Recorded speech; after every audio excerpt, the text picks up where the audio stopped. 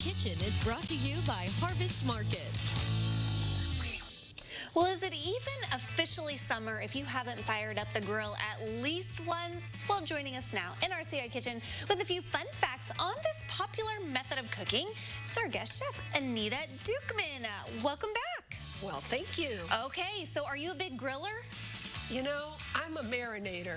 I got my husband who's the grill master, and he's actually really, really good at it. You know, same. My husband loves to grill, and I am happy to let him. Absolutely. If you want to air fry something, I'm your girl. Well, okay. I'm coming to your house to learn how to do that, I think. I love it. Okay, you have got some fun facts for us when it comes to grilling, because I didn't realize the history behind grilling. Hi. So here's the trivia question for you, Heather. Okay. What 20th century, so go way back, industrialist, captain of industry, is responsible for popularizing charcoal and the charcoal grill? I have no idea, but from the Midwest. Is that him? It would be Henry Ford. Oh, my word. So he doesn't just do cars. He doesn't just do cars, and that is his cousin-in-law, if there is such a thing, Kingsford. Edward Kingsford. So how did those two get together with this? I will explain it to you. Oh, okay. And then how it's evolved into and this, how it's evolved this man. into that man, who is George Stephen. Oh, I thought you were going to say George Foreman for a second, but then I know that... No. This is a real charcoal. So Henry Ford, building the Model T, used a lot of wood in that car. And he didn't want a supplier because too much could go wrong. So he asked his cousin-in-law, Mr. Kingsford, to go find him some timber up in the UP of Michigan, which he did, and they built a plant and a sawmill, parts plant and a sawmill. But Henry Ford was an early environmentalist. He couldn't stand the idea of wasting all that scrap sawdust and wood particles.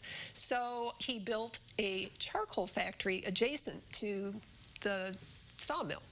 Okay. And Kingsford, Edward Kingsford, was who ran that charcoal. Well, I had no idea.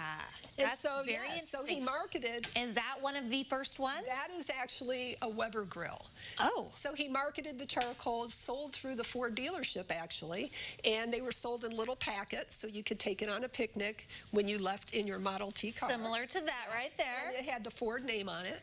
Of course. And if we flash forward to after World War II, when families were moving out to the suburbs, they started barbecuing. They had backyards and they enjoyed outdoor activities, so that's what they did. And the barbecue was a small box, a metal box. Maybe some people remember it. It's called a brazier. I just thought that was something that was on the Dairy Queen. Right? But it blew ash onto the person grilling, the person standing, the food. You couldn't control the heat. And so that's when the Weber grill came into play. Okay, so that George Stephen invented the Weber grill from making a buoy, like that go into the water.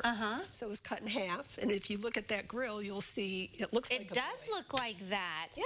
All right, well, we have a recipe that would go perfect on any type of grill. This is gas, really electric, charcoal. Super good. What are we making? So we're making a tropical marinade for chicken or pork, whichever you prefer, and we can just start making it. I'll tell you, we can start adding the ingredients. Oh, sure.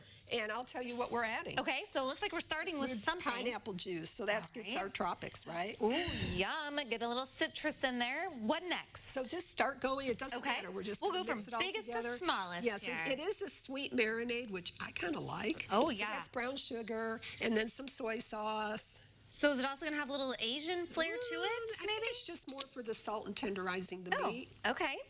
Little, I'm going to guess lemon juice. Yep. And that goes. And ketchup.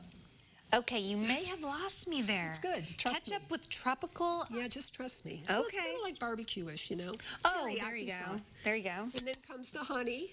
Ooh, more sweet. Yeah, more sweet. More sweet. You definitely have to do stuff to chicken to jazz it up, or my kids are like, chicken again. I know. Oh. Okay. And then our sesame oil, that's optional, but I think it adds a little bit of extra flavor. All right. Ooh, what is this? Have our Worcestershire. Oh. So don't be put off by the number of ingredients. It's worth it. And then I like a little kick to it, so that looks like a lot of kick, there's Anita. A lot of mix. Okay. It's okay. Trust me. Okay. A little and bit. then ginger. And it And goes. our garlic.